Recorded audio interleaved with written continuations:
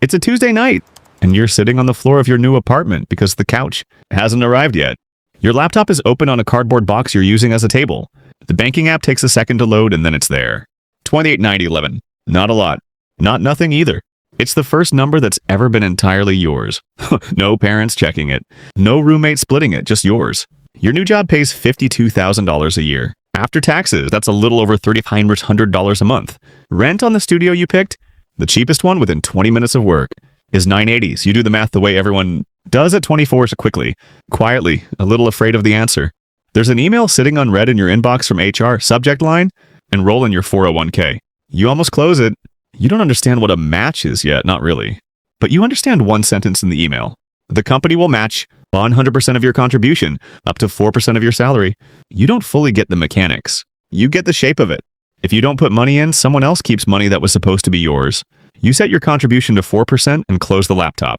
A week later on your lunch break, you open a Roth IRA, not because someone told you to, because you searched what do people with money actually do at 1 a.m. and the same three letters kept showing up.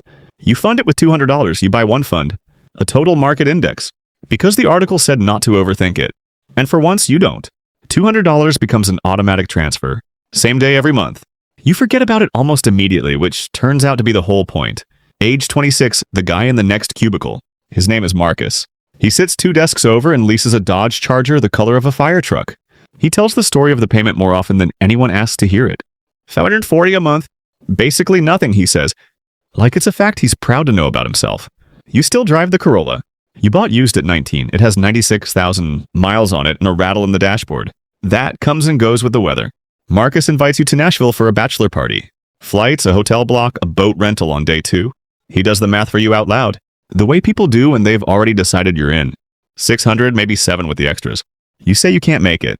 He shrugs and starts telling the guy at the next desk about the boat instead. Nobody in that office knows you turned down Nashville to keep a $200. Transfer running on schedule. Nobody would understand why the boring decision felt harder than the fun one. That night, the transfer goes out anyway.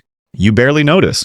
By the end of the year, your Roth balance has crossed $6,000. Your 401k, with the match included, is close to $9,000. 2 years of a habit nobody's watched you build.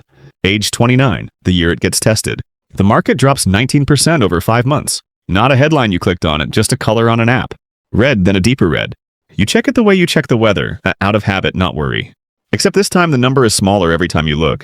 Your 401k, sitting around $34,000 the year before, is suddenly worth $28,000 on paper. You think about pulling it out. You lie in bed one night doing math that isn't really math. Just fear dressed up as arithmetic, but the transfer is automatic. It doesn't ask permission. On the first of the month, it takes $200 out of checking and buys shares at a price that looks, right then, like a mistake. Marcus, that same year, upgrades from the Charger to a financed Tahoe. Payment, $710 a month. He mentions it at lunch like a stat he's proud of. You don't say anything about your own accounts. You've learned there's no way to say it that doesn't sound like a lecture, even when you don't mean it as one.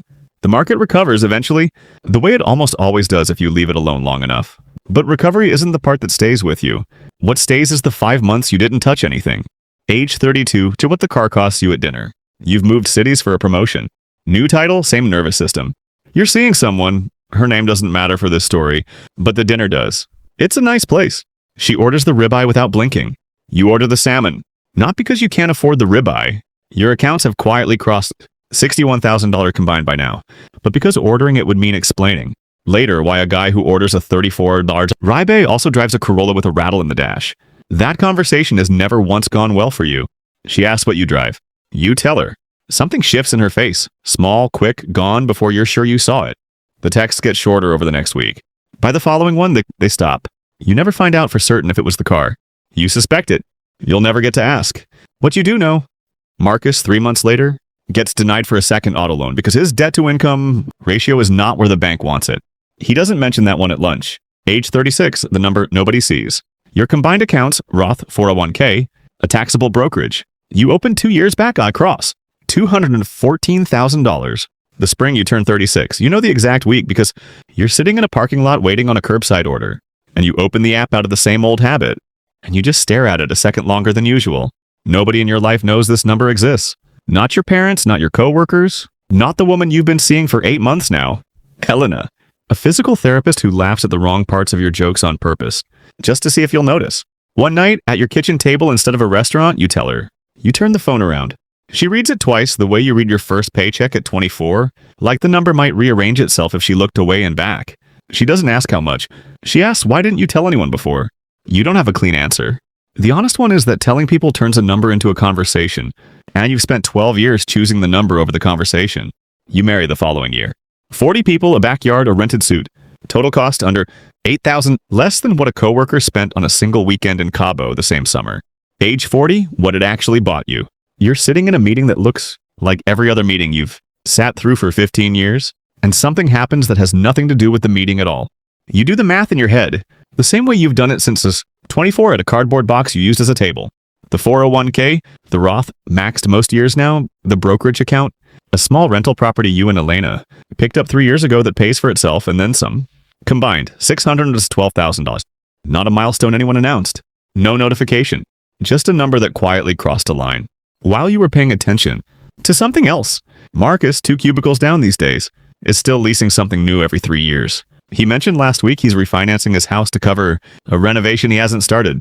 He'll probably work until 67 because the math gives him no other option. You could work until 67 too. The difference is you don't have to. You drive home that night in the same Corolla, older now, paid off for over a decade. No payment, no interest, no leash. You help your daughter with a worksheet at the kitchen table and don't mention any of it to Elena until she's half asleep. You say it quietly, almost like an afterthought. I think we're actually okay. She doesn't ask what that means. She's been doing the same math beside you quietly for years. Nobody hands you a certificate for the version of you that said no to Nashville. Nobody claps for the transfer that went out on schedule for 16 years straight. That's the part nobody tells you about the number. That's the part nobody tells you about the number. It doesn't arrive with an announcement. It just quietly stops needing you to keep proving anything. Somewhere right now, someone 24 years old is staring at their first paycheck, deciding whether $200 a month is worth the boat trip they're skipping. They don't know yet what it's building toward.